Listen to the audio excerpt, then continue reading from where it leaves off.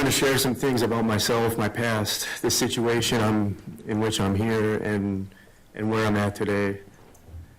I started using alcohol and marijuana around 12 years old, and prescription pills at 14, crack cocaine at 18, and from 19 to 21, I was addicted to crack cocaine, alcohol, and pills. I was 21 the first time I went to prison. I said I'd never go back. But by the time I was 33, I'd been to prison 3 times for a total of 8 years, plus several jail stays, all drug-related. My first time using heroin and meth and the needle, I was 29. The needle was something I swore I'd never do, but I did, and the feeling was like no other. All my pain, my problems, my worries and stress all erased. My struggles and addiction increased. Heroin became my go-to, my drug of choice. Throughout all my years, in between all those jail and prison stays, wasn't all bad though. I finished high school, I got my HSED, I took a vocational course at Moraine Park Technical College and earned a certificate in cabinetry. I took 2 semesters through MATC and 1 through NWTC. I passed all my classes. After my first prison stay, I bought my first house. I held good jobs in skilled trades, most being CNC machinists. I made good money and I owned nice things. There were always 2 different Joe Poores though. Joe in active addiction, who was immoral, irresponsible, selfish, careless, and wild. And then there is sober Joe, who is kind, loving, responsible, compassionate, fun to be around, and has goals and priorities. I always hated the struggles of trying to maintain my sobriety. I always wanted to stop using, and I would for some time, but I couldn't maintain. I would tell myself, my friends, my family, my probation officers, everyone that I was done. And every time I said it, I believed it, because in my mind and in my heart, I truly wanted to stay sober. My back and forth battle of get clean and relapse continued.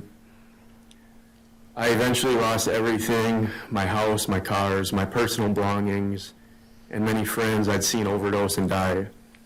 I also overdosed many times, nearly dying. Getting sober and staying sober always felt great. The sober Joe I just mentioned, maintaining my jobs, having my own place and money, and being productive and positive brought me happiness. But with every relapse, things got worse and harder. In summer of 2020, I lost another job in the shipyard, lost my apartment, lost hope. I was losing my mind and sanity. I was in complete darkness, and I thought it'd be better and easier just to end my life. I injected a large shot of heroin with hopes I would go to sleep and not wake up. The person dragged me to the front lawn and he called 911. I woke up on life support. My mother had to come and decide whether to take or leave me on the machine. I could say I've hit rock bottom many times, but I've learned there is no rock bottom in addiction. At no point in my life did I ever think it would be a good idea to be a drug addict. It's not what I wanted, and I didn't want to spend my life fighting to stay sober either. I'm not playing victim here, justifying nor making excuses. I accept full responsibility for my actions. I just wanted to stress how serious my struggles and addiction have been. In summer of 2023 and early 24, I maintained my sobriety, but relapsed again, lost another good job as a CNC machinist, and was back in active addiction. In early June of last year, while staying a weekend at my friends, Mr. and Mrs. Walton, they woke me up to tell me they were going to Gary, Indiana, to get some heroin and crack. They gave me the option to stay in their house or go with, and knowing there were drugs involved, I went with. We picked up Mr. Marshall in Green Bay, and from there went to Gary, Indiana. When we arrived in Gary, Mr. Marshall supplied the drugs to Mr. Walton, and Mr. Walton wasn't happy and complained to Mr. Marshall that the heroin was short in weight, the quality was bad, and that it didn't make up for what he was already owed. On the drive back to Green Bay, another verbal argument occurred when Mr. Walton asked Mr. Marshall to give him a larger chunk of the crack to make it even, and Mr. Marshall said he couldn't. Mr. Walton advised a plan and convinced Mr. Marshall to put a chunk of the crack on the scale, make sure it weighed up, and that there was money on the way through a transfer.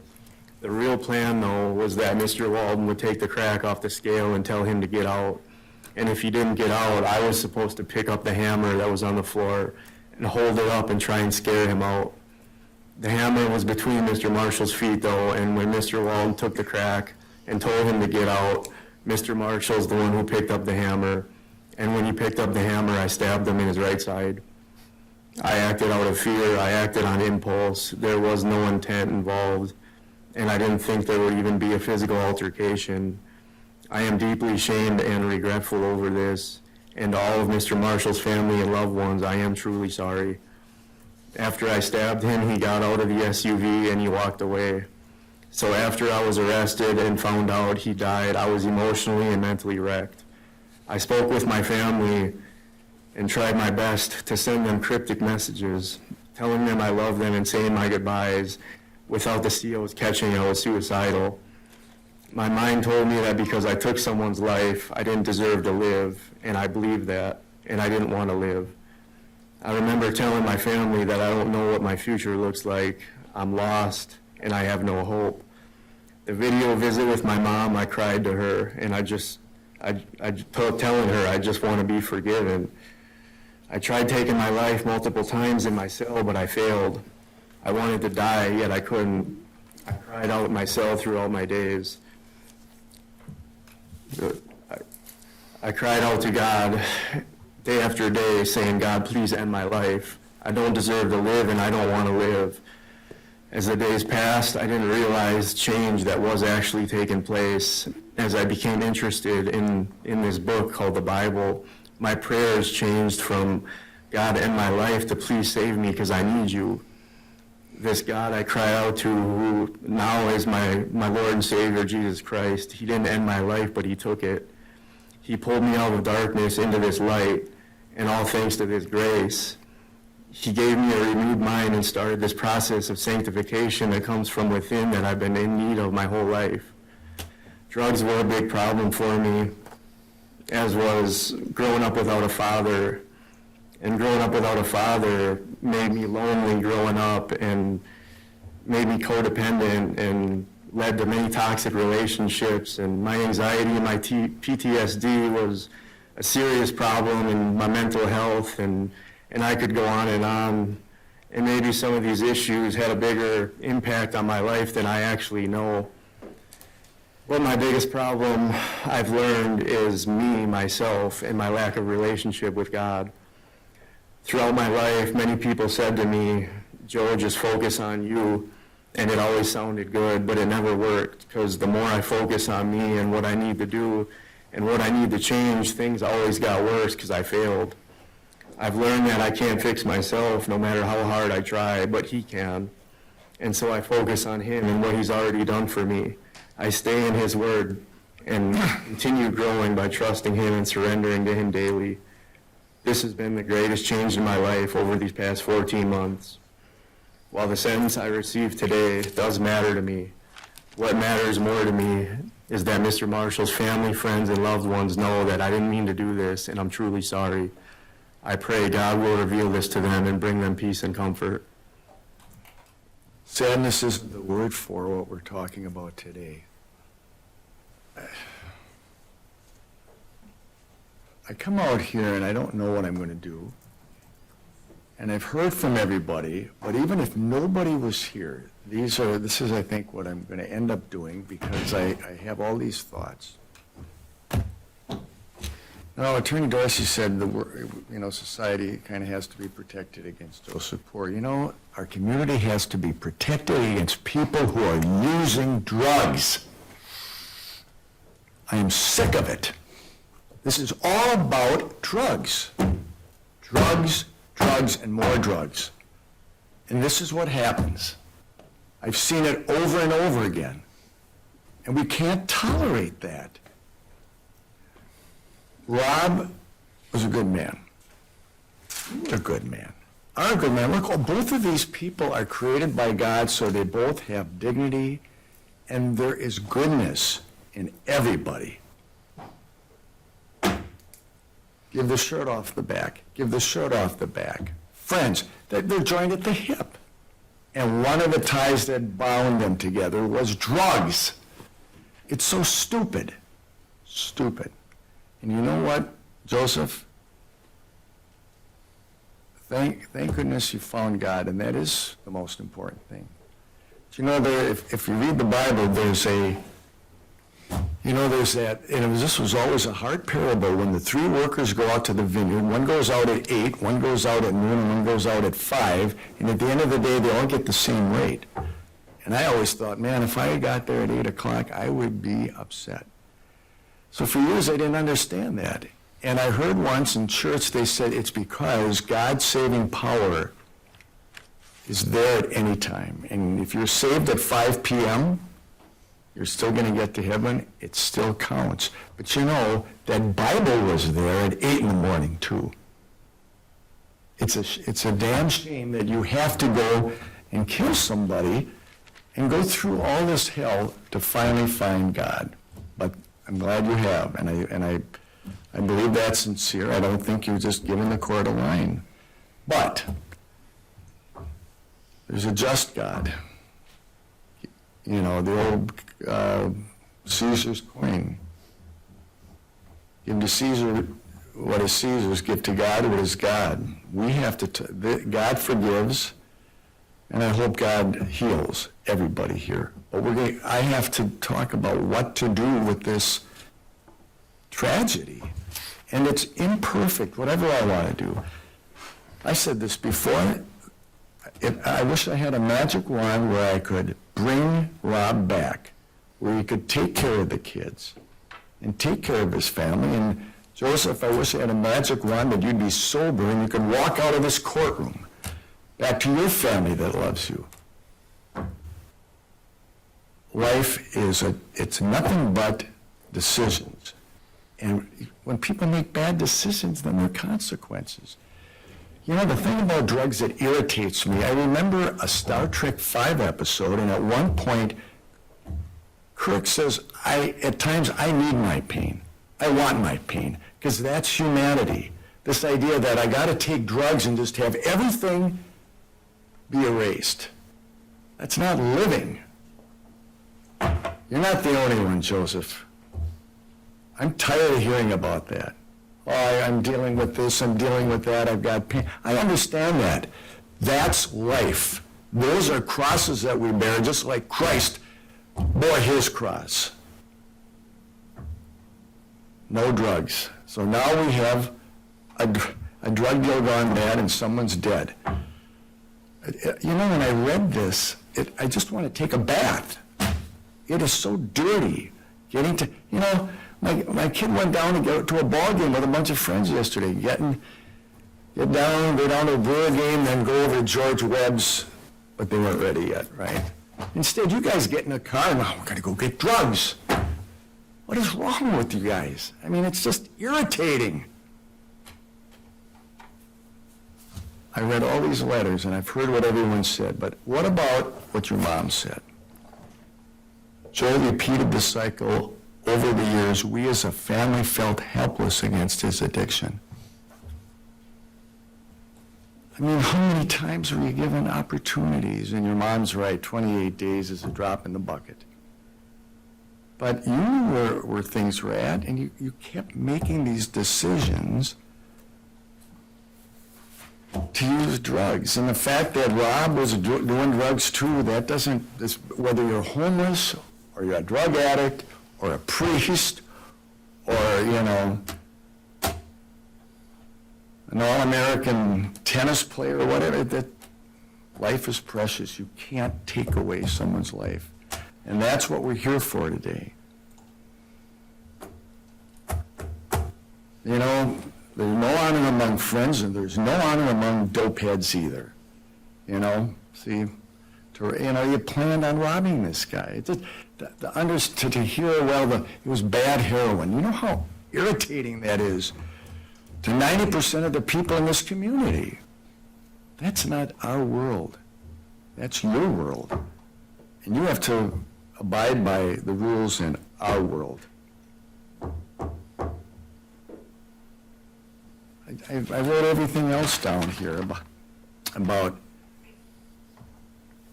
you know, Bob was good with the children, you were good. I mean, there's a lot of commonality between the two of you because you're human beings. And if you're not polluted with drugs, it should be nothing but good things. You know, there's some people that aren't drug addicts and they're just jerks, right? You're not that way. But you're kind of, you know, it's, God has a plan for everybody, and he's got a plan for you now, Joseph. But the point is that you did take away that life. You can't get away from that. You took away a life, and you took a life away from our life.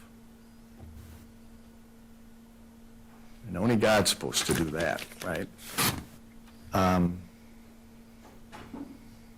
You know, it's sad, isn't it? He's a good Joe now because he's in prison, and that's true.